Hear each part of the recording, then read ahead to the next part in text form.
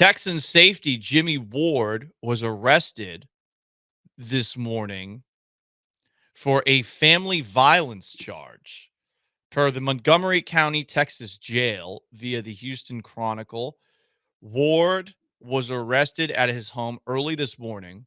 He is currently being held without bond. He is facing a felony assault violence charge. No other details of the circumstances leading to his arrest are known. Here's what the Houston Texans had to say. Quote, "We are aware of the report involving Jimmie Ward. We are gathering more information and have no further comment at this time." Ward's in his third season with the Texans. He's played 20 games the last 2 years, but he's missed a lot of time, and he hasn't practiced this spring after having foot surgery. I saw, courtesy of Fox 26's Abigail Dye, who put this out. The charge is assault, fam / house, impede, breath / circ, which generally means someone was strangled per the Texas Penal Code. So there you go. We'll see what happens.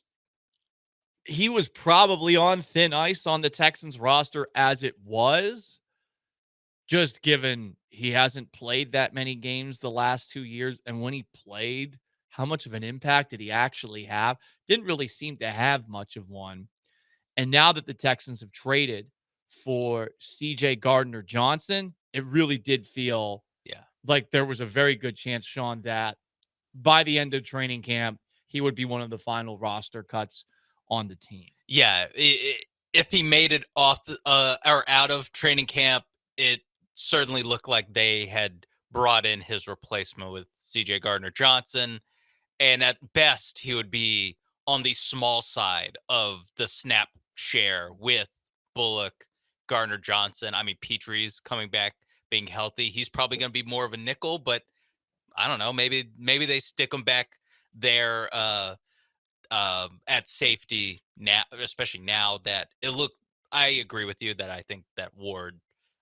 It seems like his days are numbered. Obviously, like we'll see how these charges like play out, but this is just something that the Texans don't really have a huge appetite for in general. Never mind for a guy who, again, projected to be a backup defensive back at their strongest position, arguably on the team. Hell, it's pretty crazy that a couple of days ago, the Texans gave Houston Roughnecks cornerback Damon Arnett a workout. Because for those who don't know about Damon Arnett, who was a first-round pick of the Raiders back in 2020, this is a guy who got released basically less than 2 years into his rookie contract after he was discovered on video brandishing firearms and making death threats. I mean, they cut him. Yeah. And he ended up being on the Dolphins. The Raiders cut him. Right. The Raiders cut him. He basically effed up again with the Chiefs, arrested on charges of assault with a deadly weapon and carrying a concealed weapon without a permit, plus 2 counts of possession of a controlled substance in Vegas. This is while he was on the Chiefs' reserves and futures contract as of January 20 of 2022. They cut him 9 days later. So yeah, it is pretty wild that the Texans even gave this guy a tryout, Sean, let alone, with Jimmie Ward dealing with this and not being that good. Like, I would imagine his days are very numbered. And sure, they brought in Joe Mixon, and Mixon obviously has his issues, not just from at Oklahoma, but a couple of years ago, he had a weird situation involving a gun. But I think that they're a little different than they've been in years past. They're a little more open than they've been in years past. Yeah. But you got to be good enough to merit that second chance or that looking of the other way. And I don't think Ward's going to get that benefit of the doubt. That's a good point. Not unique to the Texans, but it is something that needs to be pointed out, is that if Jimmie Ward was prime Ed Reed, I'd like his chances to stay on the team a lot better than him being 2025 version of Jimmie Ward. Right. Also with Damon Arnett. I mean, you saw it with Damon Arnett, like the fact that you get in off the field issues, and the Raiders and the Chiefs say that enough is enough. Yeah, the They Chiefs put their foot down. But that goes to show you that, hey, Rashee Rice, when he's out there, is their number one receiver. They're willing to put up with that. Right. We're not willing to put up the guy on the reserve contract who also has arguably 2 or 3 strikes already against him, getting another one. So it is surprising that they work him out. I, unlike some people, don't look that much into who they are working out and who they're not working out. That, to me, it seems like the bare minimum of what NFL teams should do with the offseason roster size that they have is, hey, let's just take a look at this guy. I mean, they did a more extreme version of that last season when they actually signed C.J. Henderson and Jeff Okudah, who combined, I don't know, how many snaps did they play that were actually barely meaningful? any. Yeah.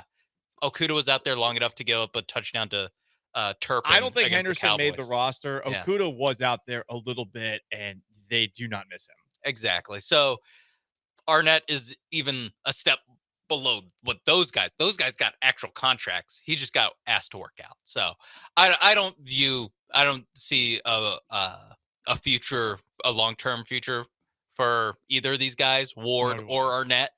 But Arnett, I'm not even sure has made the team at this Yeah. point in time, and I'm pretty skeptical that they're going to sign a roughneck to bolster corner depth that is a little bit lacking because Bradley Roby, who they signed this offseason, but has been on 4 teams in 4 years, retired. Is he better? I mean, like, that they still have Miles Bryant? I would say Miles Bryant has a better like they probably value him more. Miles Bryant and Jalen Smith, the kid that they drafted out of USC. Oh, yeah. I mean, who's a 4th round pick. A lot of people think he was a reach, but for people who are at minicamp, they like what they saw. Again, I was at minicamp, but I trust them with defensive backs. So, like, 100%. If he's a reach, like, I'm just gonna ride with Caserio on that one. But I think that it's a position that is very deep, very strong. Jimmie Ward was already on the border of being on the outside looking in. I think it's different, bringing up Joe Mixon with things that happened in 2016. And like you said, 3 years ago when he was in Cincinnati. I think it's different when you're on the team. I think that they definitely view it differently when the headline and the, news alert is Houston Texans safety so-and-so gets arrested, as opposed to Houston Texans signed Joe Mixon. Right. And then in the 5th paragraph, he's also been suspended for XYZ. Like, there's just a difference in their tolerance there. I agree with you there. We will see what happens with Jimmie Ward. At the very least, we know this guy, CJ Gardner Johnson. We're gonna hear a whole lot more of him. And CJ Gardner Johnson, who had 6 interceptions last year and is a Super Bowl champion with the Philadelphia Eagles, I guess did a live stream the other day. We played a clip from it where he was talking to CJ Stroud. And I guess some Eagles fans came into the chat and started talking some ish to him, and he fired back. Won't see another ring without Philly. That's crazy. They probably won't see one without me. What you talking about? You saw have when I left. I'm popping now. Y'all talking about? I'm glad I'm in Texas. That's everything big in Texas. Booty, beers, and bottles. Booty, beers, and bottles. I mean, booty, yes. Are the beers bigger here? Or the bottles bigger here? I feel like he just thought of 3 words that begin with B and just, he was riffing. He got booty.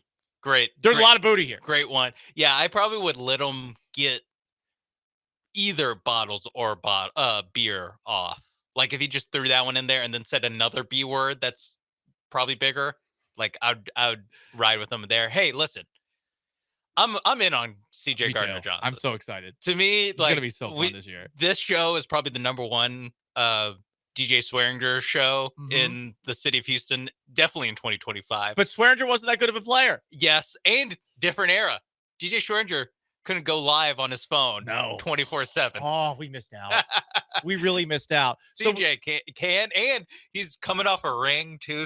And he's a Florida Gator, so I like him a little more. Chomp, there you go. Chomp, chomp. Yeah, so he's going to be. I mean, even there, like, he's talking smack about, like, they didn't win a ring without me. Man for flaw. Yeah, I'm not going to win a ring without them. Yeah, they won't win a ring without me. I love that. I mean, completely just delusional mindset. But you know what? Texans need a little bit of that. Yeah. Hey, he was the starting safety. Had what 6 interceptions last year? Like, hey, he's got a leg to stand on there. But yeah, I'm in on CJ Gardner Johnson. Definitely off the field. On the field, I mean, we'll see, but I have, decent expectations for him. Again, he started for a Super Bowl winning team that had an awesome defense. Clarification, cleanup by me, by the way. It's Ronald Darby, not Bradley Roby. Same person. Whatever. Same kind of deal. That's all right. Same kind of deal. Are they both retired? Actually, I'm going to have to look that up. Is Bradley Roby retired? Google AI is like, I don't know who this is. Yes, we he retired from the NFL after a 10-year career. Okay. January 1st of 2025.